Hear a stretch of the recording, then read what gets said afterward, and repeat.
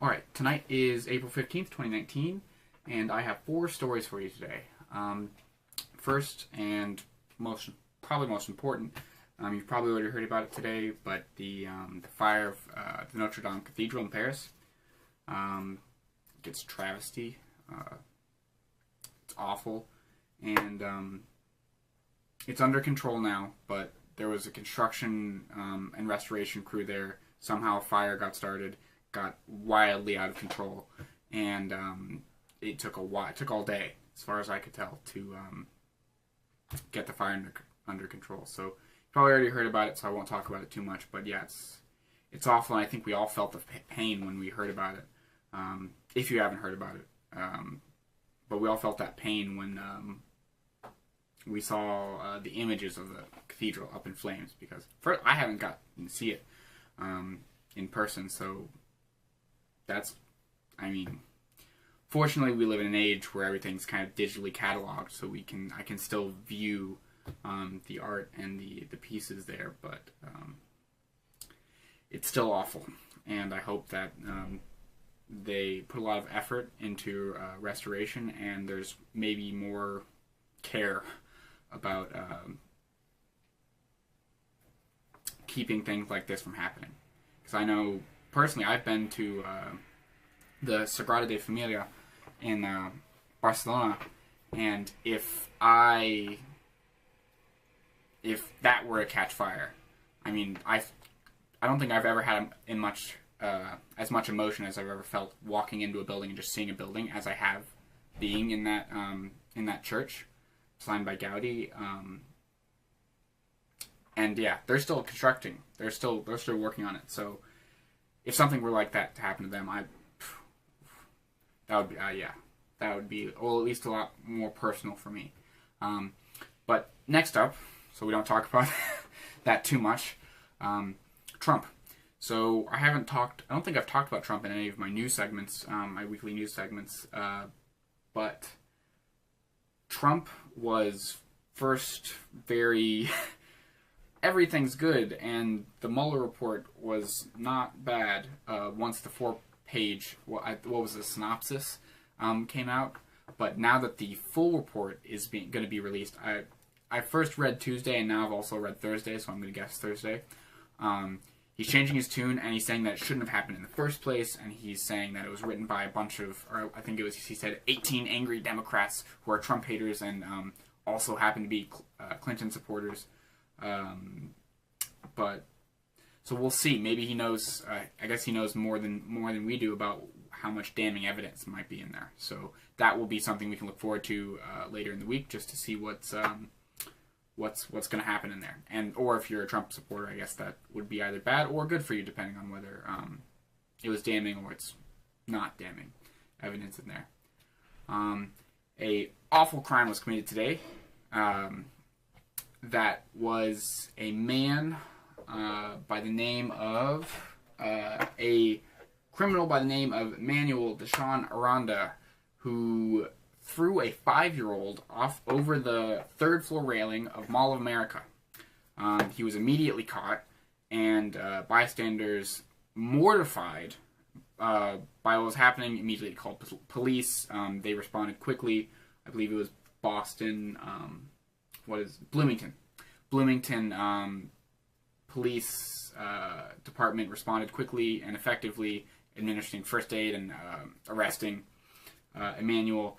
Apparently he's had a history of violent outbreaks in public where he goes and asks women for things and they reject him, is how he puts it, and then he loses it and he's like in a hate-filled rage.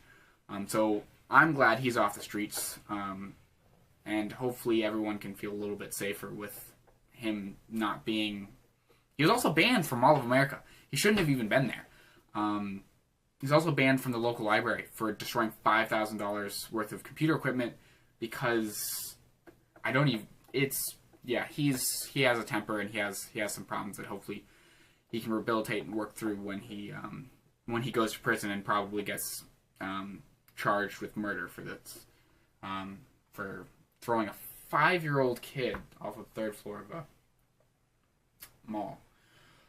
Hope that kid also has a GoFundMe that has now raised over, I think, $321,000 in support and for medical support for him. So that's awesome. So if you want to go find that, you can just Google the article and you'll be able to find that GoFundMe.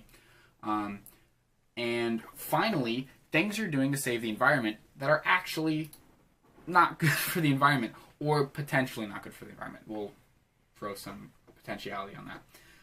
Cotton shopping bags. So actually, the amount of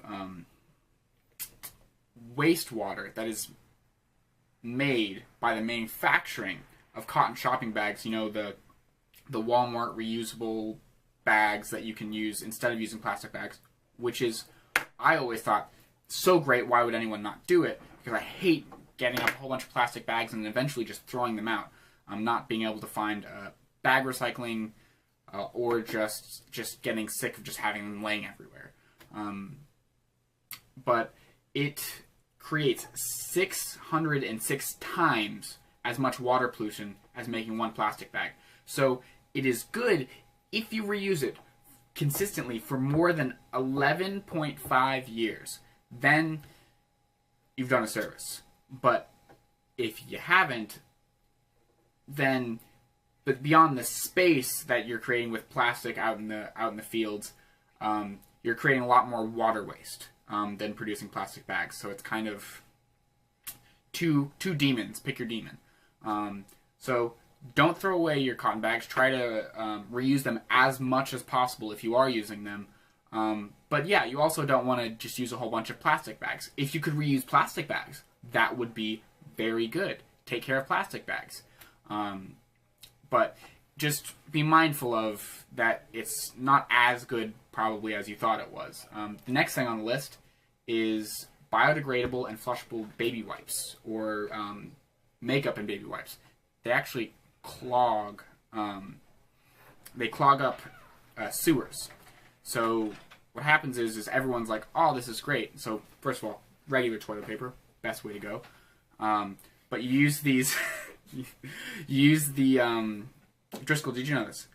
If you use those wet wipes, any kind, like for makeup, baby wipes, or just regular wet wipes, the problem is they, even if they're advertised as biodegradable, the problem is they like coagulate and they clog up sewers. So if you live in a place where you're in a rural area where like you have a sump pit that takes care of it and spits it out, it's not nearly as bad. But if you live in a city with a sewer system, it's really bad, because what it'll do is it'll clog them up, and then people have to go in there and unclog them. I think what it said somewhere, New York City spends millions and millions of dollars just unclogging these massive like wet wipes, bergs and fatbergs that get mangled and take up these like full 10-foot tall sewers. So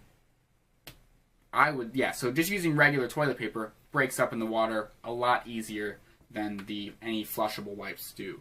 And then finally, crushing beer and pop cans. As nice as it may seem to save space, it can, because there are sorting facilities that already sort them based on whether it's paper or whether it's metal or aluminum or steel or whatever it is. If you crush it, it might get sorted into the wrong area. So you might actually be doing a disservice by crushing them. Also, they have to be clean. If they're not clean, they're going to get thrown out. And it's really actually going to be more that they have to pay to sort through all of the dirty stuff, because if it has a whole bunch of gunked Mountain Dew in the bottom of the can, it can't be recycled. Or it's not worth them to clean every single can individually to do that. So clean them. Don't crush them unless you have to. Because it's not aluminum, it's not magnetized metal. So they're not going to be able to just get that out from the other stuff with a giant magnet. They have to sort through it by hands or machines, which is the problem here. So if you don't have to crush them, don't. And clean them.